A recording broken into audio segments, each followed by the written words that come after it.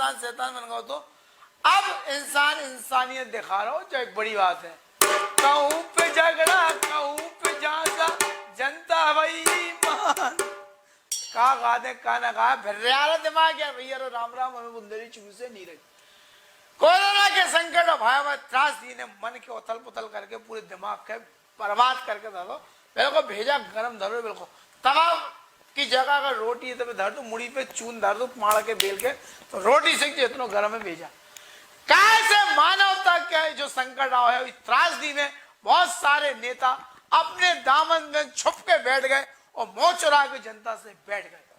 शर्म आते ऐसे जनप्रतिनिधि पे जो घर में चुनिया पहने बैठे और ताली बजा रहे कि क्या कर रहे, थाली बजा रहे, भगवान जाने।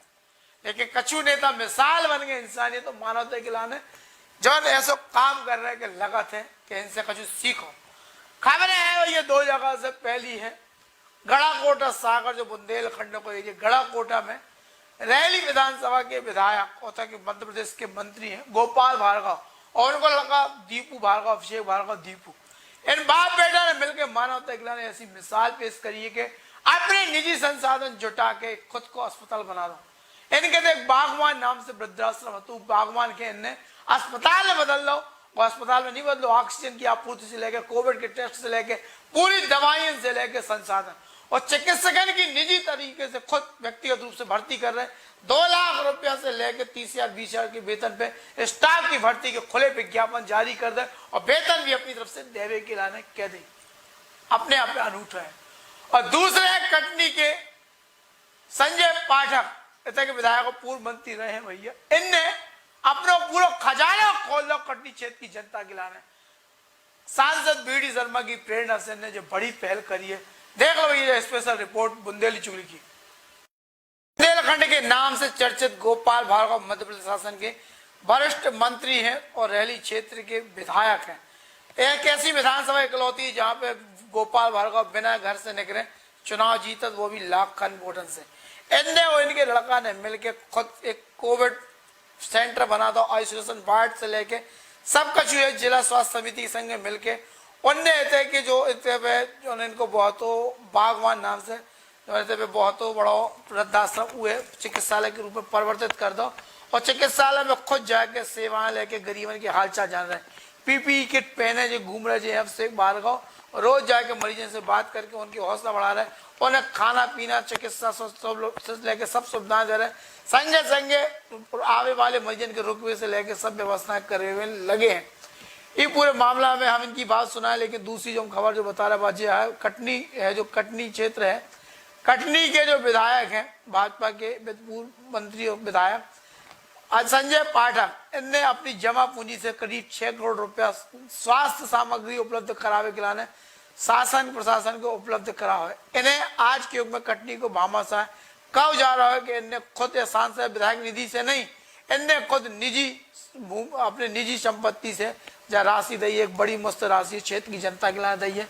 तो सुन लो पहले दीपू भार्गव के बाद संजय पाठक जो इनने करो है।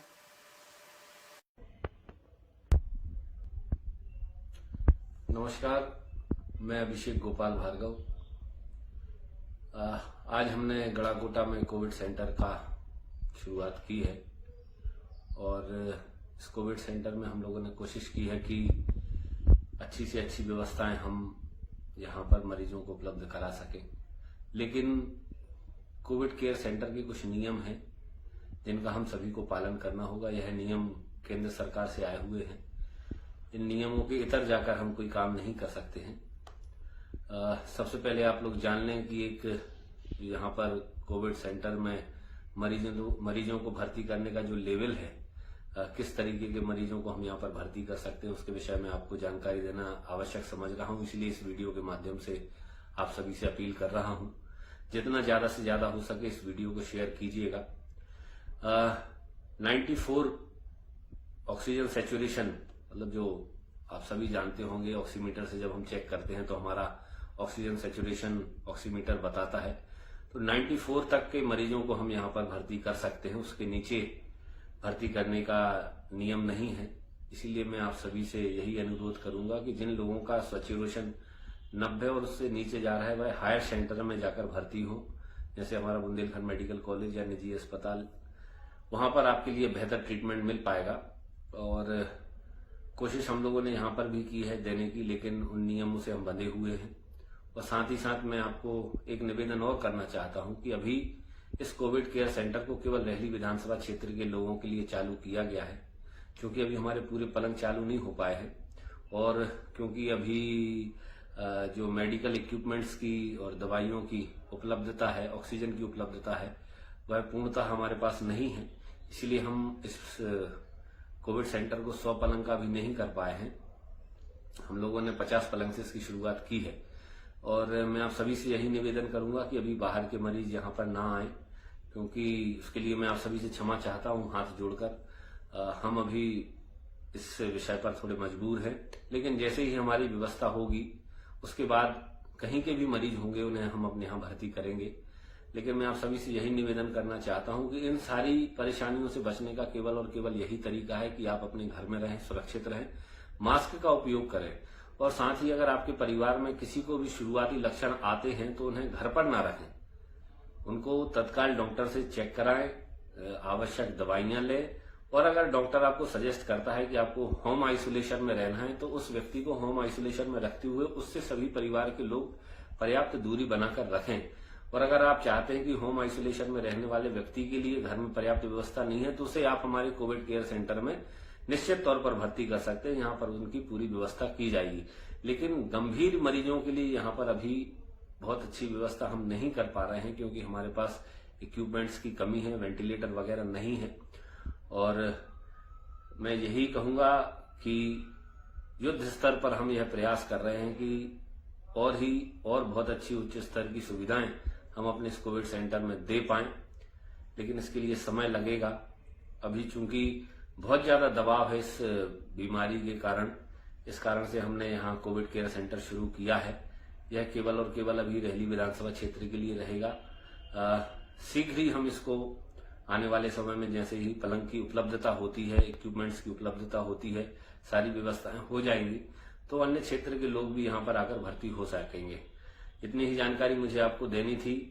ऑक्सीजन सैचुरेशन का विशेष ध्यान रखें। अगर आपके पास ऑक्सीमीटर नहीं है तो आप हमारी हेल्पलाइन पर फोन लगाकर ऑक्सीमीटर मांग सकते हैं, आपको ऑक्सीमीटर उपलब्ध कराया जाएगा। किसी भी प्रकार की परेशानी आने पर आप हमारे गोपाल जी हेल्पलाइन पर निसंकोच फोन लगाइए, कभी भी फोन लगाइए। आपको अगर एम्बुलेंस की आवश्यकता है, आपको अगर दवाइयों की आवश्यकता है या कोरोना से संबंधित किसी भी सहायता की आवश्यकता है तो निसंकोच आप फोन लगाइएगा। खाने पीने की सामान की, दवाइयों की, किसी भी प्रकार की कोई आवश्यकता अगर आपको लगे तो निश्चित तौर पर आप हमारी हेल्पलाइन पर सहयोग मांग सकते हैं। सीटी स्कैन के लिए हमने पूर्व से ही व्यवस्था बनाई हुई है, तो आप सीटी स्कैन के लिए भी हमारा हेल्पलाइन पर कॉल करके लगातार फोन अभी भी आ रहे हैं और आप उस पर फोन लगा के आपके लिए वह सुविधा हमारे यहाँ से निःशुल्क उपलब्ध कराई जाएगी। निःशुल्क एम्बुलेंस की उपलब्धता रहेगी। मैं आप सभी से केवल यही निवेदन करूंगा कि घर पर रहिए, सुरक्षित रहिए, मास्क का उपयोग जरूर कीजिए। धन्यवाद। तरफ से अपने पूज्य पिताजी के नाम से अपने परिवार की तरफ से 75 लाख रुपए की राशि जी विजय राघवगढ़ के अस्पताल और यहाँ की व्यवस्थाओं के लिए आज प्रदान की है। जी जी बरही अस्पताल के लिए मैंने 50 लाख रुपए दिया है। जी दोनों अस्पतालों के लिए 26 लाख रुपए की 2 जी सुपर स्पेशलिटी एम्बुलेंस जी। का ऑर्डर किया है, जो अगले 1 आध हफ्ते 8 दिन के अंदर आ जाएंगी। जी जी साथ ही तीनों नगर पंचायत के लिए मैंने शव वाहन के लिए पूर्व में पैसा दिया था, जी उसमें कुछ कमी आ रही है तो उसमें और जो भी घटेगा वो पैसा भी और मिला के जी। 3 शव वाहन की अगर किसी भी दुखदायी स्थिति पे कोई अगर खत्म हो जाए तो उसको उसके घर तक पहुंचाने के लिए एम्बुलेंस शव वाहन होना चाहिए। जी जी तो सर्व सुविधा युक्त, जिसमें वेंटिलेटर भी रहेगा, सारी सुविधा रहेंगी। जी 2 एम्बुलेंस बरही और विजयगढ़ दोनों अस्पतालों को, तीनों नगर पंचायत को शव वाहन, 75 लाख का भवन विजय राघवगढ़ में, 50 लाख का भवन बरही में। जी इसके साथ लगभग 3 से 3.5 करोड़ रुपए की लागत से जिला चिकित्सालय में जी अपने पूज्य पिताजी की स्मृति में जी मैं वहां पर पूरा सरकारी अस्पताल में भवन बना के दे रहा हूँ, पूरी सुविधा लगा के दे रहा हूँ। जी धन्यवाद। और जो वर्तमान में कोरोना की स्थिति का दौर चल रहा है तो हमारी श्रीमती जी का जो स्कूल है साइना इंटरनेशनल स्कूल, जी उसमें करीब 400 बेड का बच्चों का हॉस्टल है जो पूर्ण रूप से खाली करा लिया गया है। जी उसको मैंने जिला प्रशासन को दिया है जी कि आप इसमें अस्थायी अस्पताल बना लें। बिस्तर भी है, टॉयलेट भी है, साथ में भोजन पानी से लेकर सारी व्यवस्था हमारे परिवार के द्वारा ही की जाएगी। क्षेत्र के भैया लोगों नेता, आज ऐसे नेतन की जरूरत है। एक और ही मौका पे हम बता दें कि दमोह में सिद्धार्थ मलैया ने भी एक ऐसी कैंपेनिंग को पहल शुरू करी है कि लोग खुले दिल से चिकित्सीय संसाधन सामग्री मशीनन के लाने पैसा दे रहे। इनने एक अभियान चला बेजोड़ दमोह, और ऐसी बेजोड़ शख्सियत के संग मिलकर पूरे दमोह आगा मानवता के बचावे के लिए लोग निकल के आए हैं। चाहे बड़ी सीख है समाज के जोड़वे की, और समाज को नेतृत्व करने वाले अगर ऐसे नेता समाज में पैदा हो जाए तो हमें लगा आने वाला समय बहुत अच्छा हुई है, और राजनीति पे और नेतागिरी पे समाज को विश्वास दोबारा से वापस लौटे। अब जयराम जी की निर्माण निर्माण निर्माण। दमोह जिला की सबसे बड़ी लोहा और सीमेंट की दुकान 1991 से जनता की सेवा में तत्पर है। फॉर्चून जो असली टीएमटी है वो के मध्य प्रदेश के डिस्ट्रीब्यूटर ही भैया जयी है। सबके दे माल जयी, असली माल, दमदार माल, जानदार माल और शानदार माल। अपने सपनन को आसियाना बनावे के लाने एक बार जरूर आओ और निर्माण की सेवा को लाभ उठाओ। दमोह जिला की सबसे बड़ी लोहा और सीमेंट की दुकान 1991 से जनता की सेवा में तत्पर है।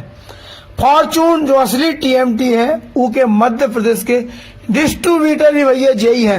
सबके दे माल जयी, असली माल, दमदार माल, जानदार माल और शानदार माल। भरोसे और विश्वास को नाम है निर्माण, ईमानदारी को नाम है निर्माण, सही सेवा को नाम है निर्माण। निर्माण की सेवा के लाने चाहे जहां आ जाओ, चाहे हमारे जबलपुर नाका जबलपुर रोड वाली दुकान पे आ जाओ, और चाहे पे आ जाओ भैया गायत्री गेट के बगल वाली दुकान पे। हर जगह निर्माण 24 घंटा सेवा में तत्पर है।